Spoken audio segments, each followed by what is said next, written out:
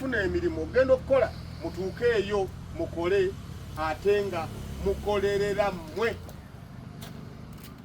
Are together? Yes. Mbasibuza n'ekigambo kya Mukama Katonda nti nsaba Mukama Katonda abalungamye mu kkubo eggolokofu.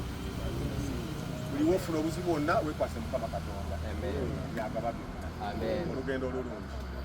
Bali nga njagala okubagamba nti no legit Treatment Consultants Limited naye basale okutwala abantu eweeru mu mawanga ag'enjawulo era nga mulaba walero tulitwala abaana bweru abagenda okukola abatwesize nga yaffe tuli baki tuli beesigwa era wenna atwetaaze bakoze branch yaffe empya Makindye kuli plaza wenna agala emirimu gy'eweeru tukira legit Treatment Consultants Limited ffe beesigwa mwebale nnyo okukkiriza.